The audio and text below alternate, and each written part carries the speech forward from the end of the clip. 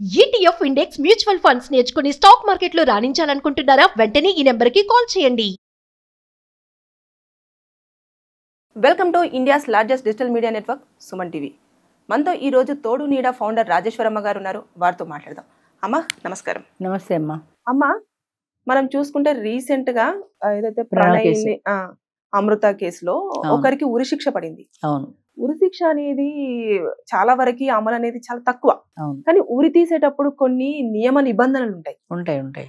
అవి ఎందుకని ఉదయం తెల్లవారుజామునే చేయడం కానివ్వండి, అవును. దానికి ఒక ప్రాసెస్ ఉంటుంది. అదేంటమ్మా? జనరల్ గా స్టార్టింగ్ నుంచి చూసుకుంటే ఉరిశిక్ష విధించినటువంటి జడ్జి గారు ఎక్కడో చదివాను, నేను కూడా అది ఎక్కడో చూశాను. అది వాడికి సెక్షన్ 302 ప్రకారము ఈ వ్యక్తిని ఉరి తీయాలి, ఉరిశిక్ష వేశానని రాసిన తర్వాత ఆ పెన్ను పాళి ఉంచేస్తాడు అక్కడ. అంటే దాంతో మళ్ళీ ఇంకొక శిక్ష వేయడు ఆయన. అంటే అదొక విషాదకరమైన సన్నివేశం కాబట్టి ఈ వ్యక్తిని ఇంతటితోటి ఉరిశిక్ష విధిస్తున్నాను అన్న తర్వాత ఇంక వేరే జడ్జిమెంట్ చెప్పడు ఆయన. దిగిపోతాడు, ఆ పెన్ను పాడి వీర్చేస్తాడు. అంటే అదొక ఎమోషన్కి సంబంధించిన విషయం. ఒక వ్యక్తి ప్రాణం తీయడం కదా, ఆయన వేసిన శిక్ష వల్లే ఒక వ్యక్తి ప్రాణం పోతుంది. రెండోది ఏంటంటే ఉరిశిక్ష వేసిన తర్వాత ఆ ఖైదీని జనరల్గా అందరు ఖైదీల్లో కలపరు అనుకుంటాను, సపరేట్గా ఉంచుతారు. వాళ్ళ భావన ఏంటంటే ఒక పశ్చాత్తాపం వాళ్ళలో కలగాలి అని. అంటే నేను ఈ పని చేశాను, ఆవేశంలో నేను హత్య చేశాను అన్న భావన వాళ్ళలో పదే పదే కలగాలి. నలుగురిలో కలిసినప్పుడు అది అంత దాని ఇంపాక్ట్ ఎక్కువ ఉండదు. ఒంటరిగా ఉన్నప్పుడు దీనికి సంబంధించిన ఆలోచనలే మనిషికి వస్తాయి కాబట్టి వాడు అయ్యో నేను ఈ తప్పు చేశానని ఒక పశ్చాత్తాప భావం కలగాలి అనే ఉద్దేశంతో వాడిని వేరే సెల్లో పెడతారు ఒంటరిగా. తర్వాత ఉరిశిక్ష సాధారణంగా ఎర్లీ మార్నింగే చేస్తారు, అది బాగా తెల్లారాక చెయ్యరు. ఎందుకంటే నేను అనుకోవటం, అది ఉరిశిక్ష వేసిన తర్వాత మామూలుగా జైల్లో ఖైదీలందరూ బయటకు వచ్చేస్తారు. అలా బయటకు వచ్చేసినప్పుడు వీడిని తీసుకెళ్తుంటే వాళ్ళకి ఒకలాంటి భయంకరమైన వాతావరణం. అది అమ్మ వీడిని ఉరి ఇస్తున్నారు, వాడిని తీసుకెళ్తున్నారు అని, లేదా వాడు వీళ్ళని చూసి ఎమోషనల్ కావచ్చు, వీళ్ళు వాడిని చూసి ఎమోషనల్ కావచ్చు. ఇదంతా జైల్లో ఉన్న వాళ్ళందరూ లేచి వెళ్లేలోగానే ఈ కార్యక్రమం అయిపోవాలి. తర్వాత ఒక డాక్టర్ ఉంటాడు, ఆయన వచ్చిన తర్వాత వీడు ఊపిరి ఆగిపోయింది అని ఆయన కన్ఫర్మ్ చేస్తేనే అది ఉరి జరిగినట్టు లెక్క. డాక్టరు, మేజిస్ట్రేటు, ఇంకా ఎవరో అక్కడ తలారి, వీళ్ళందరూ ఉంటారు.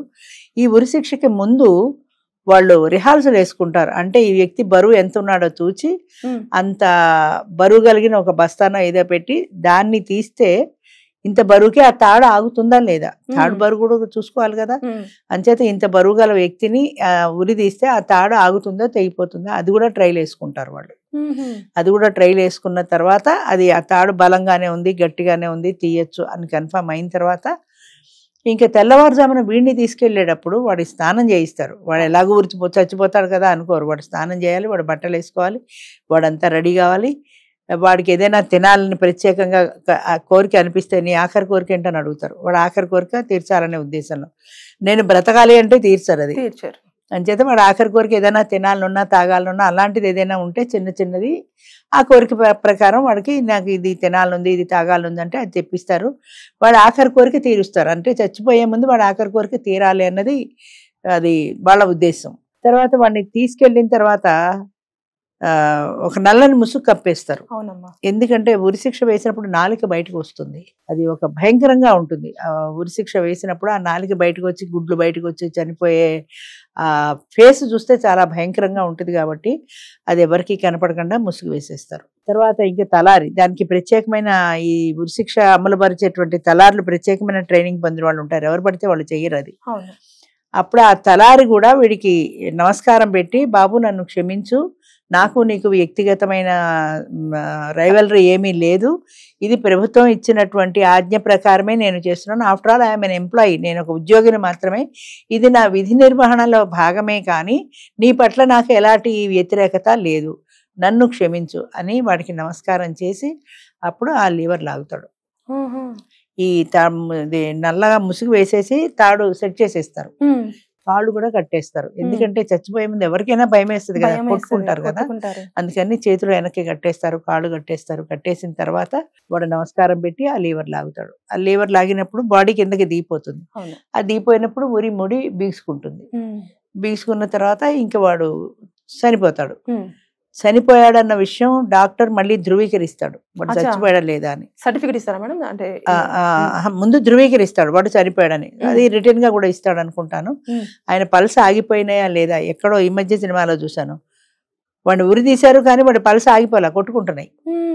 అంటే వాడు ఏం చేశాడంటే ఉరిశిక్ష వేసినప్పుడు ఊపిరి బిగబట్టట, ఊపిరి బిగబడితే వాడు చావలేదు, పల్స్ కొట్టుకుంటున్నాయి వాడికి. ఇంకా అట్లాగా అది వాడి పల్స్ ఆగిపోయినా లేదా, వాడి గుండె ఆగిపోయిందా లేదా అని డాక్టర్ ధృవీకరించిన తర్వాతనే అందరూ బయటకు వస్తారు.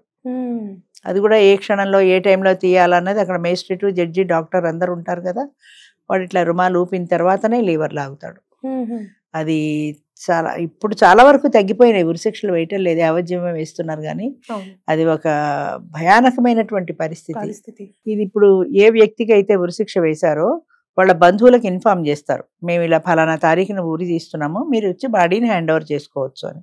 అట్లా హ్యాండ్ ఓవర్ చేసుకోవాలనుకున్న వాళ్ళ ఫ్యామిలీ తరఫు బంధువులు ఎవరైనా ఉంటే వచ్చి వాళ్ళు బయట వెయిట్ చేస్తారు. ఉరి వాళ్ళు చూడడానికి వీల్లేదు, వాళ్ళు బయటనే వెయిట్ చేస్తారు. ఉరి తీసిన తర్వాత డాక్టర్ దాన్ని కన్ఫర్మ్ చేసిన తర్వాత వాడి పల్స్ ఆగిపోయింది, వాడి గుండె ఆగిపోయింది, వాడి ప్రాణం పోయింది అని కన్ఫర్మ్ చేసిన తర్వాత, అది ధృవీకరించిన తర్వాత ఈ బాడీ వాళ్ళకి హ్యాండ్ ఓవర్ చేస్తారు ఆ బంధువులకి. వాళ్ళు తీసుకెళ్లి వాళ్ళ మతం ప్రకారం వాళ్ళు మిగతా కార్యక్రమం అంతా అలా చేసుకుంటారు. అది అంటే ఒకవేళ అలా ఎవరు బాడీ తీసుకోవడానికి కూడా రాలేదనుకో, అలా రానప్పుడు అది వాళ్ళు గవర్నమెంటే వాడి మత దాని ప్రకారం, వాడు హిందువో ముస్లిమో క్రిస్టియనో వాళ్ళ మతం ప్రకారం ఆ కార్యక్రమాలు వాళ్ళే చేయించేస్తారు, గవర్నమెంట్ తీసుకుంటారు. ఎందుకంటే వాళ్ళ అదే చనిపోయినా కూడా వాళ్ళ మతానికి ఆ గౌరవం ఇస్తారు వాళ్ళు.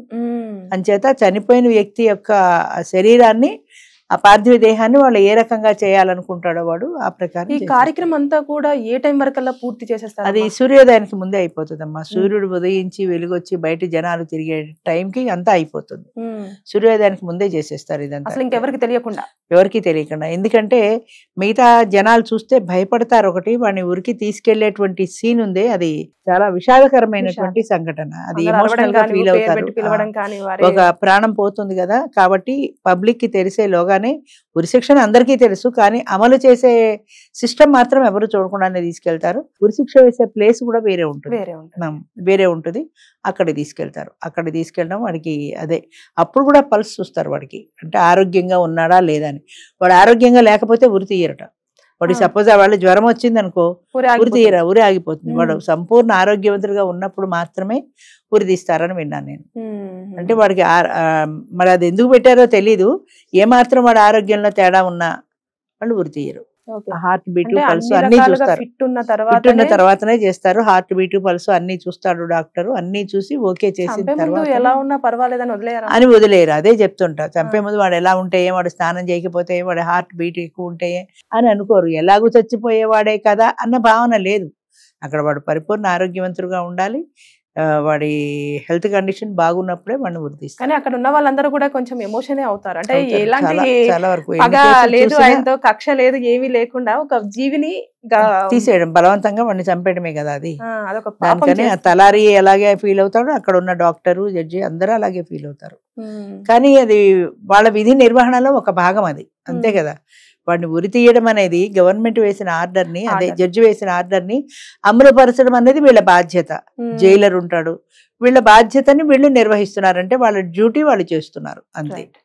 అంతే అయినా కూడా బాధ ఉంటుంది, కానీ డ్యూటీ చేయాలి, తప్పదు. అంచేతనే చాలా వరకు ఉరిశిక్షలు తగ్గిపోయాయి ఈ మధ్య.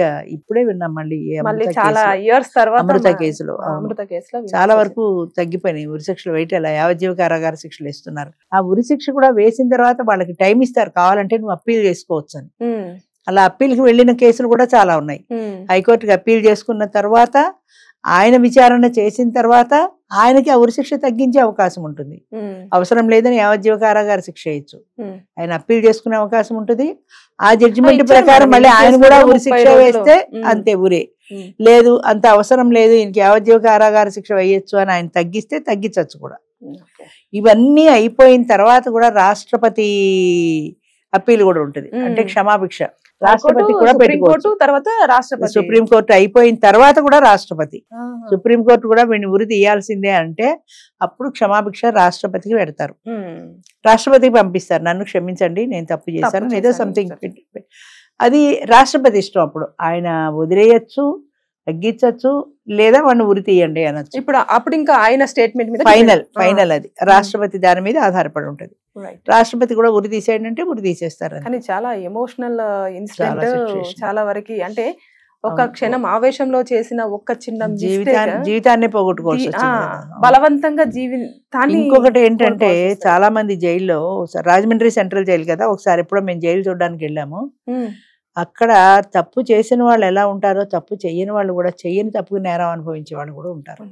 అంటే దొంగ సాక్ష్యాలు అదో ఇదో ప్రవేశపెట్టి వీళ్ళని టార్గెట్ చేసినప్పుడు వాళ్ళు ఏ తప్పు చేయకపోయినా భరించాల్సి వస్తుంది. అది ఎంత హృదయ విదారకమైన విషయం. అది వాళ్ళకి పాపం సంబంధం లేని విషయము, నేనేం తప్పు చేయలేదు, కానీ ఆ ప్లేస్లో అక్కడ ఉన్నాడు అన్న ఇది దొరికితే చాలు. 4 సాక్షులు ఎవరైనా దొంగగా చెప్పిస్తే అది నమ్మేయాలి, తప్పదు. ఎందుకంటే సాక్ష్యాల మీద ఆధారపడి ఉంది కదా కోర్టు.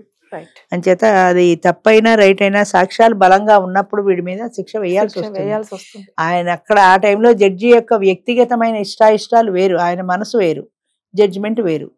అంచేత నా మనసు ఒప్పుకోవటం లేదు అనడానికి లేదు. సాక్ష్యాలు బలంగా ఉన్నప్పుడు ఆయన నమ్మి తీరాల్సిందే, నమ్మితే శిక్ష పడాల్సిందే. అంచేత ఒక్కొక్క సందర్భంలో తప్పు చెయ్యని ఖైదీలు కూడా ఉంటారు. లేడీస్ వింగ్ వేరుంటుంది, జెంట్స్ వింగ్ వేరుంటుంది, మహిళా ఖైదీలు కూడా చాలా మంది ఉంటారు. ఇలా ఉరిశిక్ష కోసం ఎదురు చూసే వాళ్ళు కొంతమంది ఉంటారు. చాలా భయంకరమైన, బాధాకరమైన, చాలా బాధాకరమైన వాతావరణం అది. థాంక్యూ అమ్మా. నమస్తే అమ్మా.